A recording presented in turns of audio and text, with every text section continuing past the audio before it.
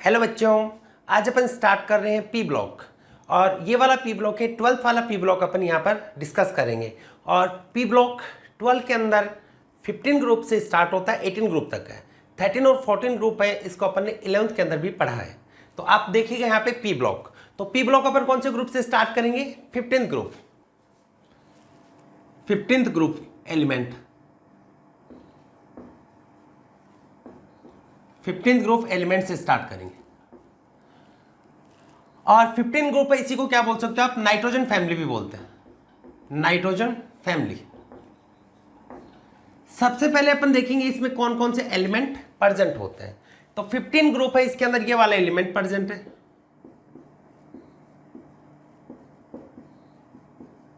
ये element present होते हैं।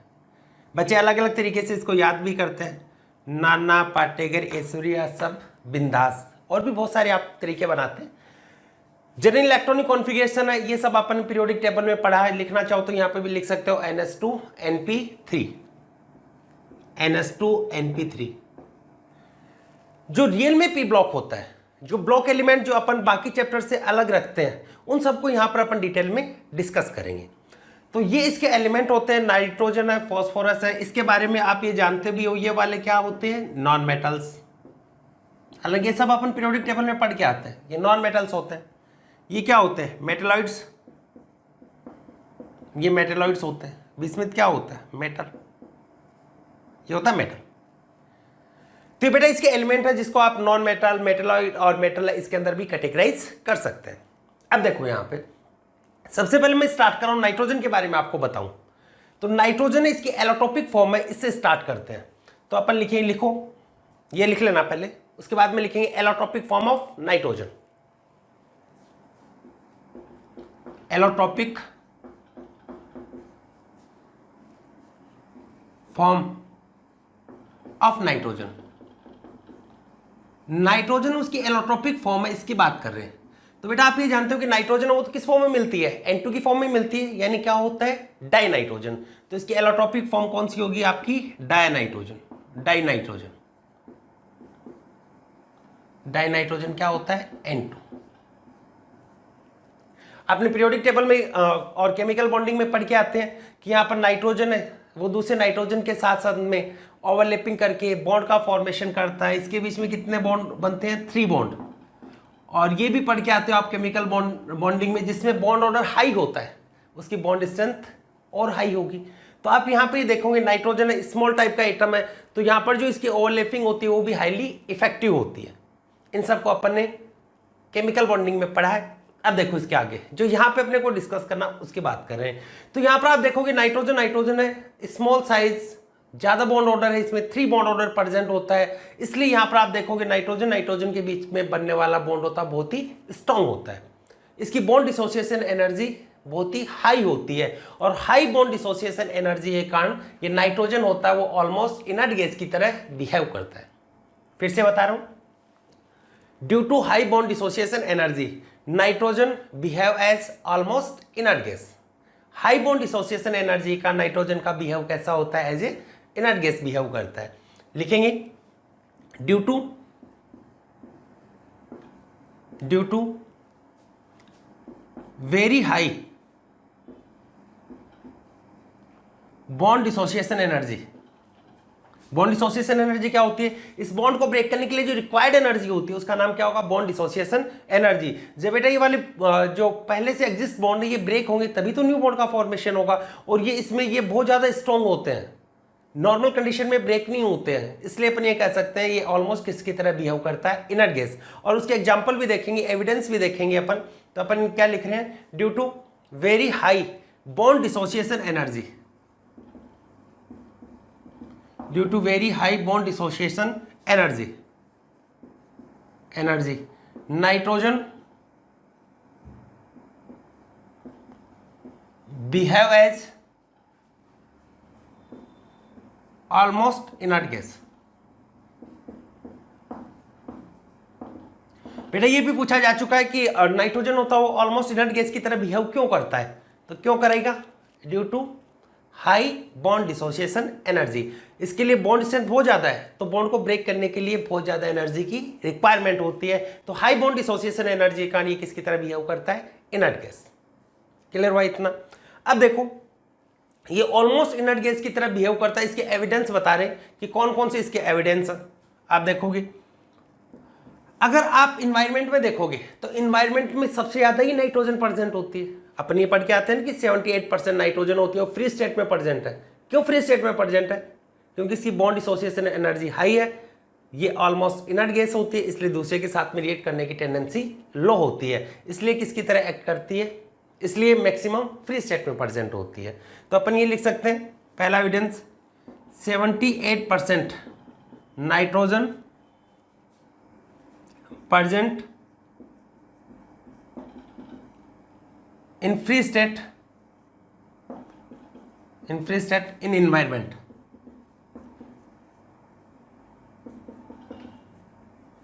इन इन्वायरमेंट अगर इन्वायरमेंट में देखोगे, in environment 78% nitrogen exist in free state. तो इस 78% तक फ्री एग्जिस्ट करती है, फ्री स्टेट में प्रेजेंट होती है इन्वायरमेंट में, जिसका रीजन क्या है कि बॉन्ड डिसोसिएशन एनर्जी हाई है, तो ऑलमोस्ट क्या होगी, इनर्ट गैस की तरह बिहेव करेगी। और बेटा एक चीज और बताते हैं, जब भी किसी का अपन ऑक्सीडेशन करते हैं, कंबशन करते हैं, तो कंबशन के अंदर एनर्जी रिलीज होती है, एक्सोथर्मिक प्रोसेस होती है, लेकिन इसका कंबशन होता है वो भी एंडोथर्मिक प्रोसेस है। तो सेकंड लिखेंगे combustion of nitrogen is an endothermic process.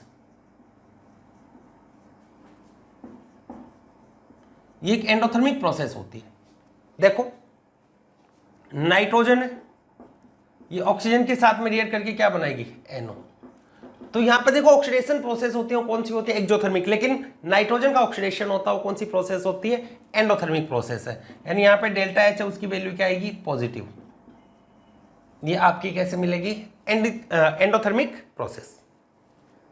तो ये सब किसके कारण है, ऐसा क्यों हुआ एंडोथर्मिक, क्योंकि नाइट्रोजन इसकी बॉन्ड डिसोसिएशन एनर्जी बहुत हाई है, तो जनरली रिएक्ट करना ही नहीं चाहिए, इसलिए बहुत ज्यादा टेम्परेचर देने पर ये वाले बॉन्ड ब्रेक होते हैं। क्लियर है।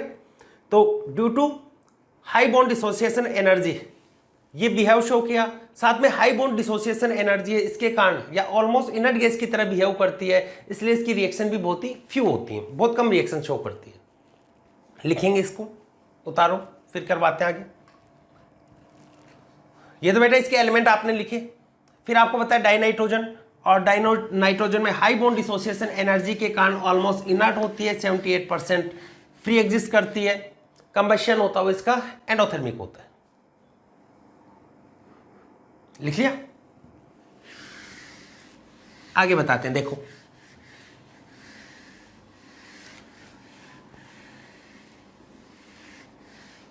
और देखिएगा, इसको आगे बता रहे हैं। तो अपन ने क्या लिखा, due to high bond dissociation energy nitrogen is almost inert gas and show very few chemical reaction. तो लिखोगे आप, लिख लो, मैं बोल के लिखवा देता हूं। Due to high bond dissociation energy, due to high bond dissociation energy and to behave almost inert gas and show few chemical reaction and show few chemical reaction। तो few chemical reaction of nitrogen कौन कौन से हैं जो generally अपने syllabus में दे रखे हैं, उनको अपन डिस्कस कर रहे हैं। पहला हैबर प्रोसेस, हैबर प्रोसेस। और बेटा ये तो बहुत इंपॉर्टेंट प्रोसेस होती है, सब इसके बारे में जानते भी है। हैबर प्रोसेस किसके लिए होती है, अमोनिया फॉर्मेशन की एक प्रोसेस होती है, जिसके अंदर देखो अमोनिया का फॉर्मेशन होता है। देखो N2 + 3H2 change in 2NH3 और डेल्टा H होता -46.1 किलोजूल पर मोल। और साथ में यहां पर आप देखोगे आयरन प्रेजेंट होता है, या Fe2O3 की फॉर्म भी होती है, साथ में MO प्रेजेंट है। यहाँ पर Fe एक्ट एज कैटलिस्ट और MO act as promoter. Catalyst तो क्या होता है, जो रिएक्शन को स्टार्ट करता है और फाइनल में वैसा का वैसा रह जाता है, खुद पार्टिसिपेट नहीं करता। और प्रमोटर क्या होता है, इसकी एक्टिविटी को इंक्रीज करता है, उसको प्रमोटर बोल देते हैं। तो ये वाली रिएक्शन शो करता है। इसके लिए कंडीशन और बता देते हैं कि टेम्परेचर की कंडीशन देखोगे, प्रेशर की कंडीशन यहाँ पर आप देखोगे, तो यहाँ पर देखोगे आप, अगर यह टेम्परेचर में लिखना चाहूँ तो यहाँ पे टेम्परेचर ऑलमोस्ट होता है 776 केल्विन। हालांकि थोड़ा बहुत बुक्स में ऊपर नीचे भी दे रखा होता है इसमें। प्रेशर ऑलमोस्ट था इसका 200 इंटू 10⁵ पास्कल। हालांकि ये कोई इंपॉर्टेंस नहीं है इसका, याद रखनी जरूरी नहीं है इसको। आपको यहाँ पर इसकी कंडीशन आपको बता रहे हैं, प्रेशर और टेम्परेचर की क्या कंडीशन है। ये वाली रिएक्शन हाई टेम्परेचर पे होगी या लो टेम्परेचर पे होगी। तो आपने यहाँ पे देखा कि ये वाली प्रोसेस है वो एक्सोथर्मिक प्रोसेस है, और कोई भी एक्सोथर्मिक प्रोसेस है उसके लिए टेम्परेचर हाई होगा या लो, लीच-एडरले प्रिंसिपल के अकॉर्डिंग लो टेम्परेचर पे होती है। तो यहाँ पर इसके लिए अगर आप टेम्परेचर देखोगे तो टेम्परेचर क्या होना चाहिए, लो। हालांकि इसको इनिशिएट करने के लिए बहुत हाई टेम्परेचर की रिक्वायरमेंट है, लेकिन उसके बाद में आपको टेम्परेचर, जैसे ही बॉन्ड फॉर्मेशन स्टार्ट होता है, एक्सोथर्मिक प्रोसेस होती है, तो टेम्परेचर लो। प्रेशर की कंडीशन आपने देखी यहाँ पे,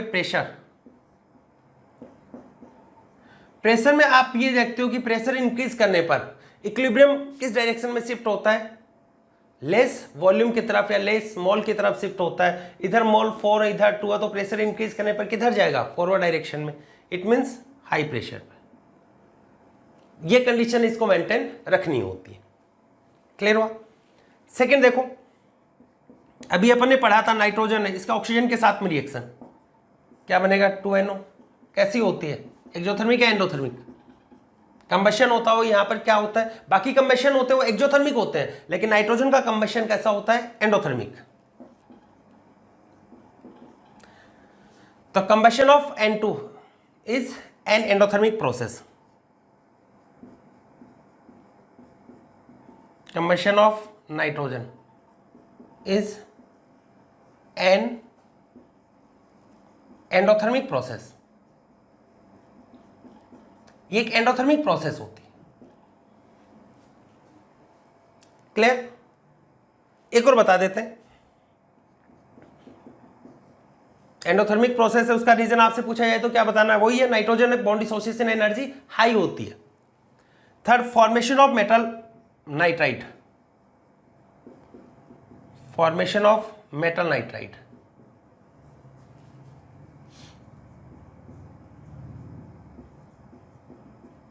formation of metal nitride. Metal nitride इसका फॉर्मेशन बता रहे बेटा, नाइट्रोजन होती है वो स्मॉल एस ब्लॉक मेटल्स के साथ में मेटल नाइट्राइड का फॉर्मेशन करती है। तो सबसे पहले आपको बता रही मेटल नाइट्राइड के फॉर्मेशन में कौन से मेटल पार्टिसिपेट करते हैं, small S block metal, small metals of S block, small S block metals. तो यहां पर जो मेटल होगा नाइट्रोजन के साथ में कौन सा आएंगे, small S block metal, small metals of S block. S block है उसके स्मॉल मेटल कौन कौन से हैं, देखो यहां तक उतार लेने, इसको मैं रफ कर रहा हूं, इसको देखिएगा। जैसे आपने लिथियम लिया, वो नाइट्रोजन के साथ में रिएक्ट करेगा और लिथियम नाइट्राइड इसका फॉर्मेशन करता है हाई टेम्परेचर के ऊपर, Li3N। अब देखो ये कैसे बनते हैं, लिथियम है बेटा, यहां पर देखोगे आप, लिथियम में फर्स्ट ग्रुप का ना चार्ज कितना होता है, +1, नाइट्रोजन पे कितना होता है, -3। मेटल नाइट्राइड होता है, आयनी टाइप का कंपाउंड होगा, तो आयनी कंपाउंड कैसे बनाते हैं, जो भी चार्ज होता है उसको क्रॉस मल्टीप्लाई कर देते हैं, तो क्या बनेगा Li3N। ऐसे देखो मैग्नीशियम है वो N2 के साथ में, तो क्या बनाएगा Mg3N2, तो अगर मैग्नीशियम में +2 चार्ज है, इस पे -3 है, क्रॉस मल्टीप्लाई किया। ऐसे कैल्शियम कार्बाइड होता है, वो भी नाइट्रोजन के साथ में रिएक्ट करके फॉर्मेशन करता है कैल्शियम साइनामाइड, CaCN2 है, इसका फॉर्मेशन करता है। यहां पर CaCN2 क्या होता है, कैल्शियम साइनामाइड, साइनामाइड होता है, कैल्शियम साइनामाइड ये होगा। देखो कैल्शियम साइनामाइड है, यहाँ पर क्या होता है, कैल्शियम किस फॉर्म में प्रेजेंट है, कैल्शियम +2, इस पे +2 है तो इस पे चार्ज कितना होगा, -2।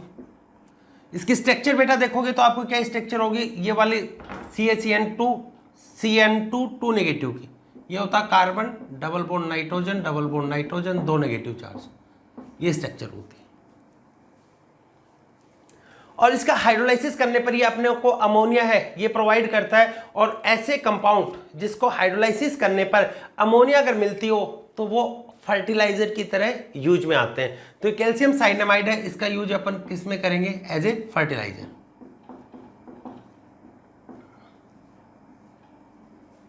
तो compounds which produce ammonia at hydrolysis act as fertiliser. तो ऐसे कंपाउंड जो हाइड्रोलाइसिस पे अमोनिया प्रोड्यूस करते हैं वो अपने को किसकी तरह बिहेव करेंगे, फर्टिलाइजर। लिख भी देते हैं, उतारना बेटा ये वाला भी। All compounds which produce ammonia on hydrolysis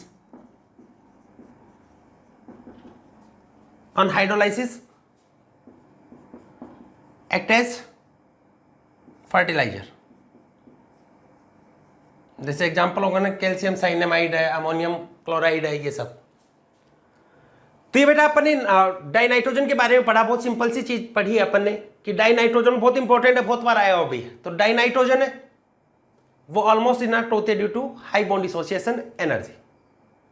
इसके लिए उसकी बहुत ही फ्यू रिएक्शन है, जैसे हेबर वाली होती है, और उसका ऑक्सीडेशन होता है या जो कंबशन होता है वो कैसी प्रोसेस होती है, एंडोथर्मिक। बाकी की कैसी होती है, एक्जोथर्मिक। फिर ये मेटल नाइट्राइड है, उसका भी फॉर्मेशन करता है, लेकिन मेटल नाइट्राइड में generally small S block metals के साथ में करता है। और ऐसे मेटल नाइट्राइड या ऐसे कंपाउंड जिनके हाइड्रोलाइसिस पे आपको अमोनिया मिलती हो तो किसकी तरह एक्ट करेंगे, एज ए फर्टिलाइजर। क्लियर है? ओके, नोट कर लो इसको। इसके आगे बताते हैं आपको। आगे अपन नाइट्रोजन है, इसका फॉर्मेशन पढ़ रहे हैं। नाइट्रोजन का फॉर्मेशन किस किस से होता है, कैसे कैसे नाइट्रोजन बनता है। और बेटा पी ब्लॉक में बच्चे सबसे ज्यादा क्लासरूम में यही बोला करते हैं कि सर ब्लॉक केमिस्ट्री याद नहीं होती, रिएक्शन याद नहीं होती। तो अपन कुछ फंडे बनाएंगे जिसके थ्रू अपन इसको याद करेंगे, आपको रिएक्शन वगैरह सब याद होंगी, आपका क्वेश्चन गलत नहीं होगा। ठीक है। और अगर नाइट्रोजन की जनरल प्रॉपर्टी आप देखो तो नाइट्रोजन की जनरल प्रॉपर्टी क्या होती है, it is colourless and odourless gas. इसका कलर भी नहीं होता है, ऑर्डर स्मेल भी नहीं आती इसमें। और साथ में क्या ये बर्निंग में हेल्प करेगी क्या, नहीं, ये बर्निंग में भी help, it does not help in burning, यानी ऑक्सीडेशन में हेल्प नहीं करेगी क्योंकि बॉन्ड डिसोसिएशन एनर्जी हाई होती है। तो इसकी जनरल प्रॉपर्टी लिख लेना, it is colourless and odourless gas. It does not help in burning, ये बर्निंग में हेल्प नहीं करेगी। समझ गए? उतारो इसको।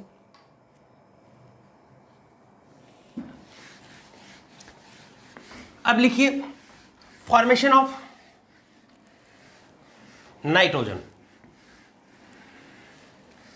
Formation of nitrogen, formation of nitrogen. Nitrogen का फॉर्मेशन देखो कैसे होगा। सबसे पहले मैं नाइट्रोजन फॉर्मेशन वो अमोनियम सॉल्ट से बता रहा हूं आपको, और उसके लिए एक फंडा बता रहे हैं, हीटिंग ऑफ अमोनियम सॉल्ट, जो अपने सिलेबस में है उसी को अपन देखेंगे। और देखो फंडे के थ्रू करने की कोशिश करते हैं, बोर्ड पे ध्यान दीजिएगा। Heating of ammonium salt, ammonium salt, ammonium salt है उसको हीट करके, ये है अमोनियम सॉल्ट, ये मान लेते हैं NH4+ और Z-, ये कोई अमोनियम सॉल्ट है उसको हीट करके। और इसको हीट करके कैसे बनाएंगे, इसके लिए मैं फंडा बता रहा हूं आपको, फंडे के थ्रू कर रहे हैं ताकि आपके माइंड में सेट रहे। अमोनियम सॉल्ट को हीट करने पर अमोनिया का प्रोडक्शन कब होगा? ये अमोनियम सॉल्ट है NH4+Z-, और Z यहाँ पर कोई एनाइन है, और वो एनाइन बेटा अलग अलग हो सकते हैं। कौन कौन से एनाइन हो सकते हैं उनको अपन देखेंगे।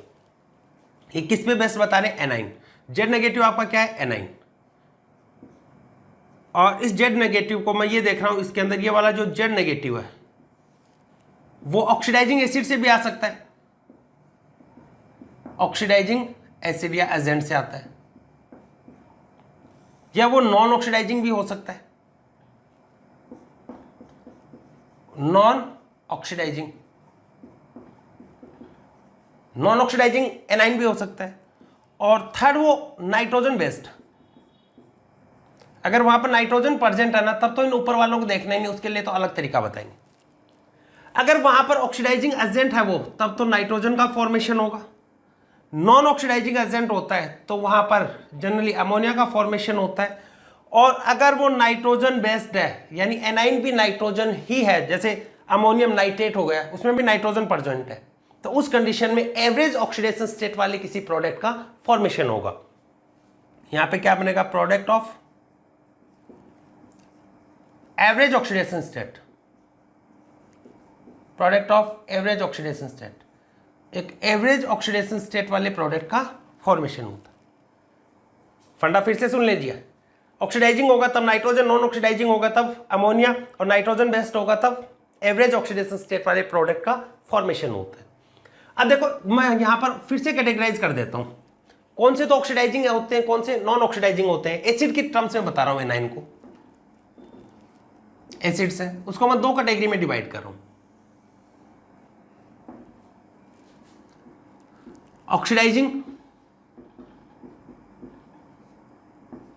एसिड, और दूसरा नॉन ऑक्सीडाइजिंग एसिड।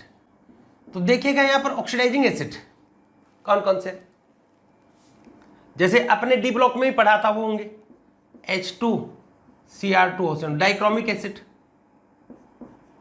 KMnO4 से ये होता है HMnO4, परमैंगनिक एसिड, ये H2CrO4, क्रोमिक एसिड भी हो सकता है। इसके अलावा और बता रहे, ये तो मैन होते ही हैं, इसके अलावा और बता रहे concentrate H2SO4, concentrate HNO3, dilute HNO3, ये भी होते हैं, लेकिन ये तो नाइट्रोजन बेस्ड हो गए, यहां पर अपने काम के नहीं। अमोनियम सॉल्ट के अंदर ध्यान में रखना, नाइट्रोजन बेस्ड होता तब एवरेज ऑक्सीडेशन स्टेट वाला प्रोडक्ट बनता, चाहे वो कंसंट्रेट हो चाहे डाइल्यूट हो।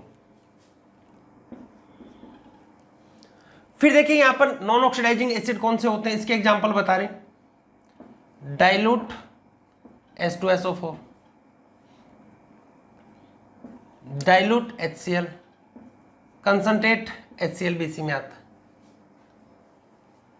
तो इसके मैन आपको लिखे बेटा, सल्फेट वाला भी मैनली जब यहां पर रिएक्शन करवाते हैं वो डाइल्यूट फॉर्म में लेते हैं। तो ध्यान दीजिए, अब आपने क्या पढ़ा है, अगर ऑक्सीडाइजिंग है तब तो किसका फॉर्मेशन होगा? नाइट्रोजन का। नॉन ऑक्सीडाइजिंग है तब क्या होगा? अमोनिया। और नाइट्रोजन बेस्ड होता है तब एवरेज ऑक्सीडेशन स्टेट वाला प्रोडक्ट बनता है। देखो पहला, if anion is oxidising agent, जो कि किसी ऑक्सी एसिड से आ रहा है, ऑक्सीडाइजिंग एसिड से आ रहा है। देखो मैंने ये लिखा NH4 का हॉल्ट वाइज है Cr2O7, यहां पे इसको हीट करने पर, इसका थर्मल डिकम्पोजिशन करते हैं, हीटिंग करने पर क्या बनेगा? इसको हीट करने पे आपको क्या मिलेगा? देखो आपने यहां पे देखा ये ऑक्सीडाइजिंग है, और जब भी ऑक्सीडाइजिंग होता है तो किसका फॉर्मेशन होता है? नाइट्रोजन का फॉर्मेशन होगा। तो यहां पे क्या बनेगा इससे? Nitrogen Cr2O3। ये तो आप पढ़ के आए हो कि क्रोमियम होता हो स्टेबल ऑक्सीडेशन स्टेट +3 में जाता है, प्लस वाटर बन जाएगा। ऐसे देखो ये दे दिया NH4 MnO4, अमोनियम परमैंगनेट आपको दे रखा है, इसको जब हीट करोगे तो ये वाला भी क्या है, ऑक्सीडाइजिंग है, और जहां पर भी ऑक्सीडाइजिंग वाला प्रेजेंट होता है किसका फॉर्मेशन होगा, नाइट्रोजन का। तो क्या बनेगा, nitrogen plus MnO plus H2। तो बेटा ध्यान रखना, फंडा क्या बताया आपको, हीटिंग ऑफ अमोनियम सॉल्ट। तो अमोनियम सॉल्ट को हीट करने पर ऑक्सीडाइजिंग होता तब तो किसका फॉर्मेशन होगा, नाइट्रोजन। नॉन ऑक्सीडाइजिंग होगा तब क्या होगा, अमोनिया फॉर्मेशन होगा, नाइट्रोजन बेस्ड होगा तब एवरेज ऑक्सीडेशन स्टेट वाले किसी कंपाउंड का फॉर्मेशन होगा। तो फर्स्ट क्लियर हुआ, उतारो इसको, पॉज करके उतार लो।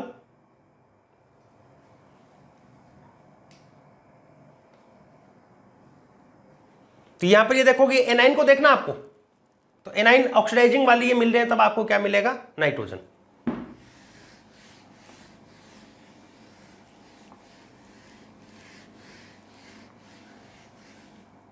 सेकेंड है, if anion is non oxidising,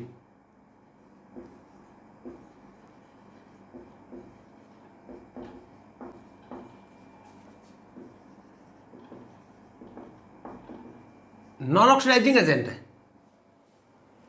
जैसे अभी लिखवाया आपको, देखिए अमोनियम सल्फेट है, सल्फेट भी ये डाइल्यूट फॉर्म में लेते हैं, अमोनियम सल्फेट है, तो इसको आप हीट करोगे तो हीट करने पर आपको क्या मिलेगा, ammonia plus H2O plus H2SO4 ये बनता है। तो नॉन ऑक्सीडाइजिंग होता तब किसका फॉर्मेशन हो जाएगा, अमोनिया का। जैसे अमोनियम क्लोराइड है, इसको हीट करोगे तो क्या बनेगा, NH3 plus HCl। Ammonium bromide है, हीट करने पे क्या मिल जाएगा, अमोनिया प्लस HBr। तो बेटा एनाइन को देखना आपको, अमोनियम सॉल्ट में एनाइन को आपको देखना है, अमोनियम में जो एनाइन है ऑक्सीडाइजिंग है एजेंट है तब तो नाइट्रोजन, नॉन ऑक्सीडाइजिंग है तब क्या बनाना है, अमोनिया। ऐसे एक एक रिएक्शन को याद नहीं रखना कि क्लोराइड के केस में अमोनिया बनता है, इस टाइप से याद नहीं रखना। ऑक्सीडाइजिंग है तो नाइट्रोजन, नॉन ऑक्सीडाइजिंग है तो अमोनिया। अब देखो, if anion is nitrogen based, if anion is nitrogen based, A9 अगर नाइट्रोजन बेस्ड आपका, तो नाइट्रोजन बेस्ड होता है उस कंडीशन में क्या बनता है, एवरेज ऑक्सीडेशन स्टेट वाले किसी नाइट्रोजन के प्रोडक्ट का फॉर्मेशन होता है। देखो मैंने लिखा अमोनियम नाइट्राइट, इसको हीट किया, अमोनियम नाइट्राइट, तो सबसे पहले एवरेज ऑक्सीडेशन स्टेट निकालते हैं, ये किस फॉर्म में प्रेजेंट है, NH4 plus NO2 minus. Nitrogen का ऑक्सीडेशन स्टेट यहां पे कितना होगा, x मान लो, -4 इक्वल टू +1, तो x इक्वल टू कितना होगा, -3। ऐसे नाइट्रेट में नाइट्रोजन का x, एक ऑक्सीजन पे -2, 2 पे कितना होगा, -4 equal to -1, then x equal to +3 divide by 2, +3 -3 कितना होगा, 0। इसका मतलब इस टाइप के कंपाउंड का फॉर्मेशन होता है जिसका ऑक्सीडेशन स्टेट कितनी होती है, 0। और 0 ऑक्सीडेशन स्टेट आप ये जानते हो किसकी होती है, नाइट्रोजन की, नाइट्रोजन की 0 होती है। अगर इसी की जगह पर अमोनियम नाइट्रेट होता, मान लेते हैं NH4NO3 अमोनियम नाइट्रेट है, इसको आपने हीट किया तो NH4 प्लस NO3 माइनस, ये नाइट्रोजन पे क्या होगा, -3, इस वाले पे, दूसरे पे देखो कितना होगा, +5 डिवाइड बाई, ये होगा ना, अमोनियम में नाइट्रोजन पे -3, नाइट्रेट में नाइट्रोजन पे क्या होता है, +5। देखो x मान लो, -6 इक्वल टू -1, -6 को उधर जाएंगे, साइन चेंज होगा, कितना बच जाएगा, +5। तो इस टाइप के कंपाउंड, तो यहां पर देखोगे +5 -3 कितना बचा, +2 डिवाइड बाई 2, तो कितना होगा, +1। इट मीन्स ऐसे कंपाउंड का, नाइट्रोजन बेस्ड कंपाउंड का फॉर्मेशन होता है जिसका ऑक्सीडेशन स्टेट कितना होता है, +1, और +1 किसका होता है, N2O। देखो 2x -2 equal to 0, 2x equal to कितना होगा, +2, x इक्वल टू क्या होगा, 1। ऑप्शन से चेक कर लेना आपको कि जब इस टाइप का है तो एवरेज ऑक्सीडेशन स्टेट वाला प्रोडक्ट बनता है। क्लियर हुआ? चलो एक क्वेश्चन और करवाता हूं मैं इसका।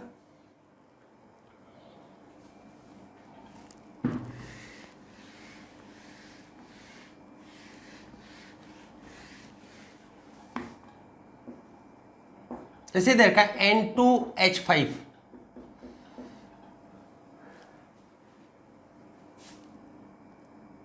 NO3, इसको हीट करने पर किस प्रोडक्ट का फॉर्मेशन होता है। जैसे यहाँ पे प्रोडक्ट है, उस प्रोडक्ट को मैं आपको लिख रहा हूं ऑप्शन से,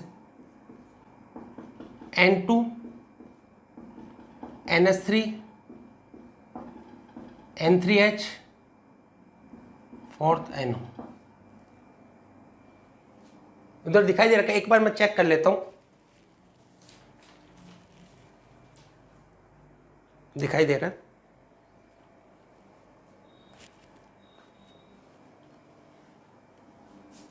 ये NO2 कर लेना। तो यहां पर आप देखोगे क्या है, यहां पर ये नाइट्रोजन बेस्ड है, N2H5NO2 नेगेटिव। आपको तो ये बताया एवरेज ऑक्सीडेशन स्टेट वाले प्रोडक्ट का फॉर्मेशन होता है। तो यहां पर आप देखो एक नाइट्रोजन पे कितना चार्ज होगा, कितना होगा, ये तो आपको कैलकुलेट करना आता है। ये देखो ये 2x हो गया, -5 equal to +1, then 2x equal to कितना हो गया, +4, देन x इक्वल टू कितना होगा, +2। तो प्रत्येक नाइट्रोजन पे कितना चार्ज है इसमें, N2H5 पे +2, इस पे भी क्या है, +2। NO2 माइनस में कितना होता है, -3, अपने देखा था यहाँ पे, डिवाइड बाई 3, 3 नाइट्रोजन है ना, तो डिवाइड बाई 3। तो यहां पर आप देखोगे इसका ऑक्सीडेशन स्टेट कितना हो गया, 1/3।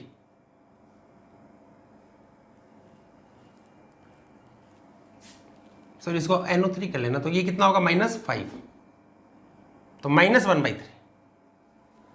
अब इनमें से -1/3 किसका होगा, नाइट्रोजन का कितना होगा, 0, इसका कितना होता है, -3, और इसका देखोगे कितना होगा, 3x equal to -1, then x equal to कितना होगा, -1/3। तो कौन सा हो गया, 3rd। ठीक है, तो इस टाइप से बेटा अपने को क्या करना है, नाइट्रोजन उसका फॉर्मेशन देखना है। नाइट्रोजन का फॉर्मेशन एक तो अपन ने किससे देखा है, यहां पर heating of ammonium salt, main यही है, यहीं से क्वेश्चन पूछा जाता है। तो आपको क्या देखना है, सिर्फ एनाइन को देखना है, Z- को देखना है। Z- ऑक्सीडाइजिंग है तब तो नाइट्रोजन होगा, नॉन ऑक्सीडाइजिंग है, अमोनिया नाइट्रोजन बेस्ड है, तब एवरेज ऑक्सीडेशन स्टेट। और भी आप कर सकते हो, सोडियम एजाइड है, इसके थर्मल डिकम्पोजिशन से, एक और अपने सिलेबस में वैसे एस ब्लॉक के अंदर भी आता ही, NaN3 है, इसका थर्मल डिकम्पोजिशन है सोडियम एजाइड का। तो यहां पर फॉर्मेशन होता है सोडियम प्लस 3/2 N2, इसका फॉर्मेशन होगा। तो बेटा इस टाइप से अपन अमोनिया का फॉर्मेशन कर रहे हैं। किससे अमोनिया का फॉर्मेशन किया अपन ने, अमोनियम सॉल्ट। क्या ध्यान में रखना, फंडा क्या आपका, एनाइन को ध्यान रखना है, ऑक्सीडाइजिंग नाइट्रोजन बना दो, नॉन ऑक्सीडाइजिंग अमोनिया बना दो, नाइट्रोजन बेस्ड है तो आपको एवरेज ऑक्सीडेशन स्टेट कैलकुलेट करनी, समझ गए, ओके, इसको नोट डाउन कर लो। उसके बाद में बेटा नेक्स्ट क्लास में अपन पढ़ते हैं फॉस्फोरस है, उसके एलोट्रोपिक फॉर्म पढ़ेंगे, बहुत इंटरेस्टिंग होता है फॉस्फोरस, उसको पढ़ेंगे। तो बेटा यहाँ पर आपको रटना कुछ नहीं है ब्लॉक केमिस्ट्री में, आपको जैसा होता है जाए थोड़ा सा उस पर कॉन्सेंट्रेट कर लो, सब अपने आप हो जाएगा। ठीक है, तो यहाँ पे किस पे कॉन्सेंट्रेट करना आपको, अमोनियम सॉल्ट में एनाइन पे। ठीक है, मिलते हैं नेक्स्ट वीडियो में।